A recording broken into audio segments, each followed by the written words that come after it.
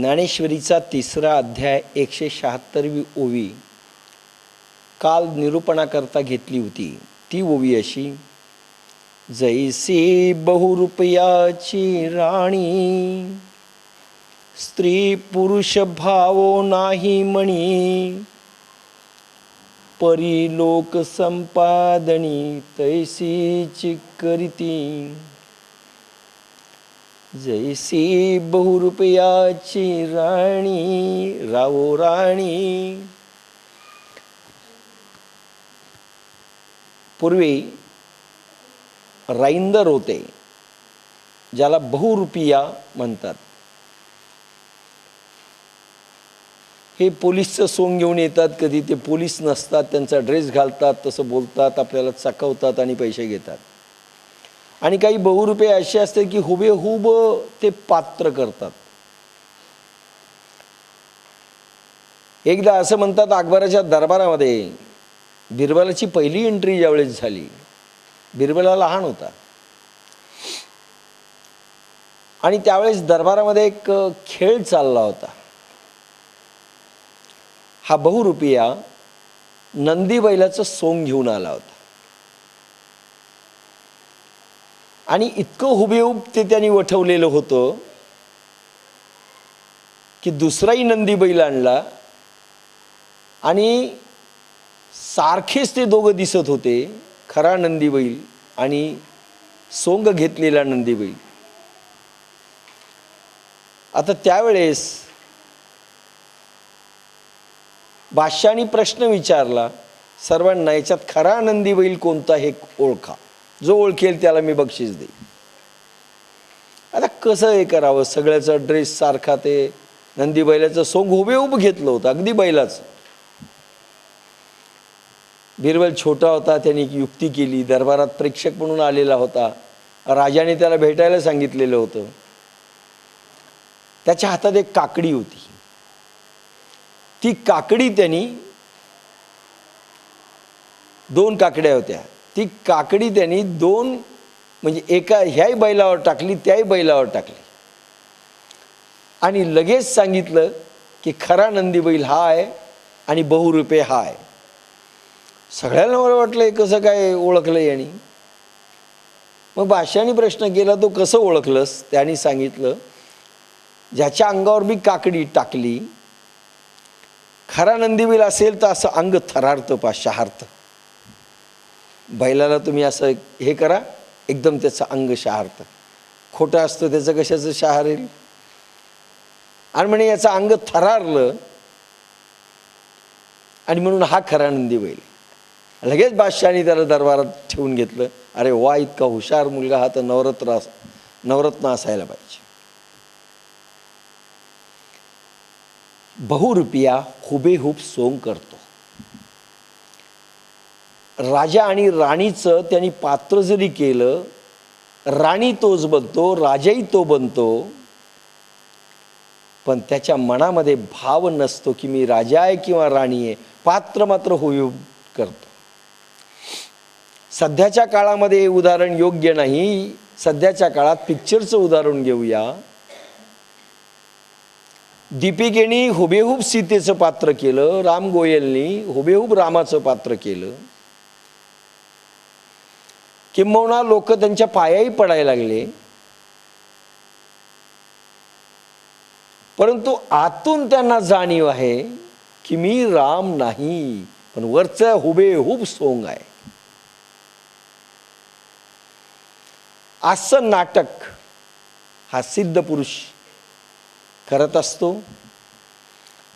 व्यवहारामध्ये वरून तो अटॅचमेंट दाखवील, प्रेम दाखवील, दया दाखवील, माया दाखवील. तुम्हाला वाटेल संसारात फार रुची घेतो, जसं रामकृष्ण परमहंसांचं सांगितलं होतं. स्वयंपाकघरात जाऊन विचारत होते, आज काय केला मेनू? आणि अशा रीतीनं त्यावेळेस मी सांगितलं की रामकृष्णांचं उदाहरण आणि एक सहज काही गोष्टी सांगाव्यात म्हणून काल शेवटी जिथे संपलं तो विषय असा होता की सिद्ध पुरुषांना कशात तरी अडकून ठेवावं लागतं. ज्या दिवशी ते त्यांच्या मूळ स्वरूपात निघून जातील त्या दिवशी ते तुमचे नसतात. आणि म्हणून अनेक सिद्ध पुरुष जे निघून गेले त्याचं कारण त्या त्या काळात त्या त्या लोकांना आसक्ती त्यांच्यामध्ये निर्माण करू शकले नाहीत. त्यांच्यामध्ये आसक्ती आपल्याविषयी निर्माण व्हावी असं ते करू शकले नाही. त्यांना कनवळा आला पाहिजे, दया निर्माण झाली पाहिजे समाजाविषयी, साधकांविषयी, भक्तांविषयी, घरच्याविषयी, तरच ते अटॅच राहतात आणि त्यांच्याकडनं काही फायदा घेऊ शकाल. एकदा का ते, कारण मूळ स्वरूप त्यांचं कसं आहे, वैराग्यशाली जीवन जगणं आहे, डिटॅचमेंट.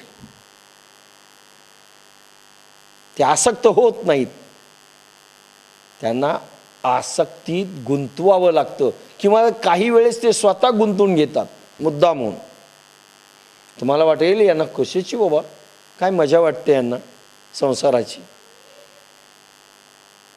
एकदा का त्या वैराग्यामध्ये निघून गेले तुमच्या हातचे संपले. त्यांच्यातून मग लोककार्यही नाही, दैवी कार्यही नाही, काहीच करू शकत नाही. ते निघून जातात. म्हणून त्याला आकाश तत्वाच्या पलीकडे राहू नये असं जीवन त्यांनी जगावं असं वातावरण निर्माण झालं पाहिजे. अनेकदा वाटतं तुकाराम महाराज 42व्या वर्षी निघून गेले, भगवान शंकराचार्य 32व्या वर्षी निघून गेले. ही फार कमी वयात ही माणसं निघून गेलेली आहेत. ज्ञानेश्वर 21व्या वर्षी निघून गेले, स्वतःहून समाध्या घेतल्या, स्वतःहून जाण्याचे निर्णय घेतले. याचं कारण आकर्षणच उरलं नाही, अट्रॅक्शन उरलं नाही. कोणाकरता जगावं, कोणाकरता राहावं, कशाकरता थांबावं. बाप्पासाहेब आम्हाला म्हणत होते, आपले गुरु, अरे गेली 20 वर्ष झालं मी माझं आयुष्य तुमच्यासाठी वाढवतोय. केव्हाच संपलंय म्हणले माझं आयुष्य, पण तुमच्यासाठी वाढवतोय की तुम्ही पूर्ण झाले पाहिजे आणि मी गुरु ऋणातून मुक्त झालं पाहिजे, पण तुम्ही काही करायला तयार नाहीत. म्हणजे निदान आमचं अट्रॅक्शन होतं, आमचं आकर्षण होतं त्यांना, आमच्यासाठी वासना जिवंत राहिली होती. ते म्हणाले ही वासना आहे पण आता इलाज नाही. आणि त्याकरता ते तसेच होते, आपलं आयुष्य वाढवत होते. आणि मग वाईट वाटलं की उगीचच आपण हो म्हणालो आम्ही कार्य करू, तसं लिहून दिलं बाप्पासाहेबांना मी आणि शेखरने, रायटिंगमध्ये घेतलं त्यांनी. आणि लिहून दिल्यामुळे बाप्पासाहेबांनी समाधीचा निर्णय घेतला. फार वाईट वाटलं, आपण पुन्हा अडकून टाकलं असतं त्यांना, बरं झालं असतं. अटॅचमेंट्स, आकर्षण, सगळ्यात सांगतो दैव दुर्विलास ह्या लोकांचा स्वतःच्या घरात होतो. सिद्ध संतांच्या, तुकारामांची जिजाबाई पहा, एकनाथ जर मायनस केले, एकनाथांना थोडं बाजूला सारा, त्यांची पत्नी गिरिजाबाई अतिशय साध्वी, पतिव्रता, धर्मभीरू आणि साधनेला बळ देणारी होती, साधना विरोधी नव्हती. अतिशय बोटावर मोजणे इतके संत आहेत की ज्यांना घरामध्ये काहीतरी प्रोत्साहन होतं, आकर्षण होतं. मुळात घर विरुद्ध राहतं आणि घराच्या लोकांमध्ये त्याचं प्रेम जर नाही निर्माण झालं, त्याला बांधून कोण ठेवणार. मग पहिल्यांदा घराचं आकर्षण संपतं. बाप्पासाहेबांचं पहिल्यांदा घराचं आकर्षण संपलं. आणि ज्यावेळेस इंदोरच्या मोदीजी महाराजांचं, म्हणजे त्यांच्या गुरूंचं, बाप्पासाहेबांच्या गुरूचं माझे गुरु बाप्पासाहेबांचे गुरु बोधीजी महाराज, त्यांचं घरातलं आकर्षण ज्यावेळेस संपलं, शिष्यानं पूर्ण केलं, आकर्षणच राहिलं नाही. का राहावं या जगामध्ये? घराचं आकर्षण नाही, निघून जातात ही मंडळी, रडावं लागतं. रामकृष्णांचा फायदा, रामकृष्ण परमहंसांचा फायदा नाही घेतला घरच्या लोकांनी. म्हणून सगळ्यात मोठी अडचण, कारण घराला हा अडचण वाटतो. हा संत कमवता दिसत नाही, कमाई नसते, बसून असतो, किंवा लोक येत असतात, धर्मचर्चा चालू असते. सॉक्रेटिसचंही असंच झालं. सॉक्रेटिसची बायको फार कजाग होती. म्हणजे अशा सगळ्या घटना जर पाहिल्या, त्याला बांधून टाकण्याकरिता काय? आणि ही माणसं निघून जातात. महावीरांना आकर्षण वाटलं नाही, सगळं सुख सोडून निघून गेले. बुद्धांना आकर्षण वाटलं नाही, सर्व सुख सोडून निघून गेले. म्हणून त्यांच्याकडून कार्य करून घ्यायचं असेल तर कुठेतरी त्यांना आकर्षणाच्या बंधनामध्ये, प्रेमाच्या बंधनामध्ये जर ठेवलं तर ठीक, नाही तर ते गेले म्हणून समजा. बाप्पासाहेबांचं घरापासून आकर्षण संपलं. सून अशी मिळाली, बायको वारली, आणि सुनेचं यांची ट्युनिंगच जमलं नाही कधी. हिरक भस्म तिनं असं सारून टाकलं, हजारो रुपयाचं यांचं. बाबासाहेब निघून गेले घर सोडून. भगवान अशी रचना करतो, लक्षात घ्या, भगवान रचना करतो की यांचं आकर्षण राहू नये. पण आकर्षण नाही राहिलं तर एखाद्या वेळेस समाजाचं, शिष्याचं, घरचं, सर्वांचं नुकसान होऊन बसतं. टिकवणं फार महत्वाचं. बाप्पासाहेब शेवटच्या काळामध्ये आम्हाला सतत म्हणत असत, अरे प्रेम देणारं कोणी नाही, मी कशा करता राहू? कधी कधी ज्यांना ते देवी म्हणत, नानी, सर्वजण नानी म्हणतात, नाना आणि नानी, ललिता काकू, ह्या 8-8 दिवस मुंबईला, 15-15 दिवस निघून गेल्या की त्यांना कोणी करायलाच नसायचं. आणि मग ते विषण्ण व्हायचे. पसारा आहे पण मला कोणी पाहणारं देखील नाही. आम्हाला फारसं त्या काळात फारसं कळत नव्हतं, किंवा कळालं तरी वळत नव्हतं, वळलं तरी काही समजत नव्हतं काय करावं. दिसत होतं. कशा करता राहू मला सांगा असं म्हणत.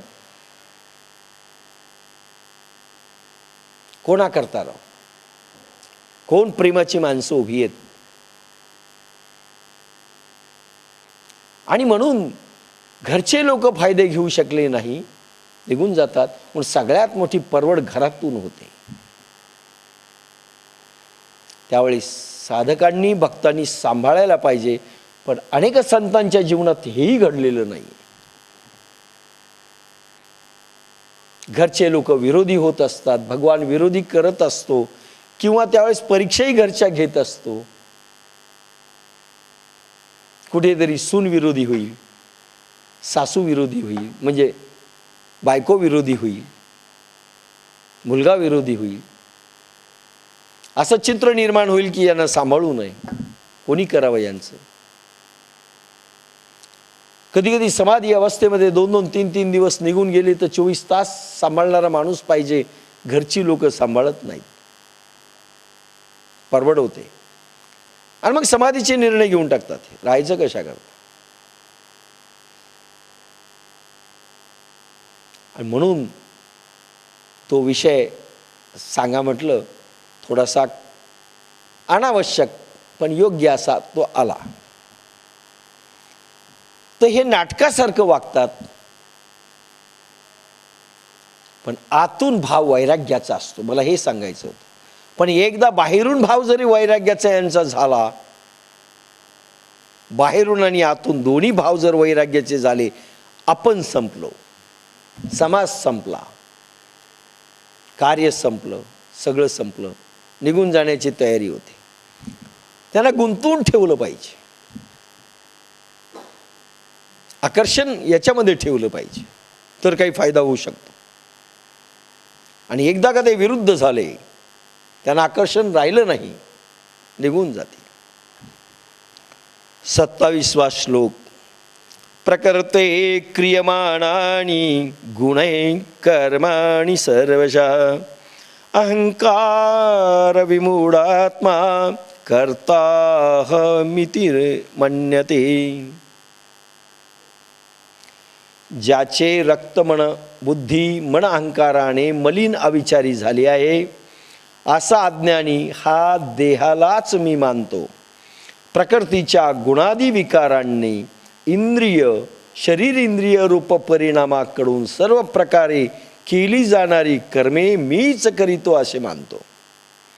अहंकारी मूढपणे कर्म करता मीच म्हणे, प्रकृतीच्या गुणामुळे कर्मे होती कान कळे. भगवान गोपाल कृष्ण अर्जुनाला सांगतायत आणि भगवान ज्ञानेश्वर ती वाणी जगाला सांगतायत.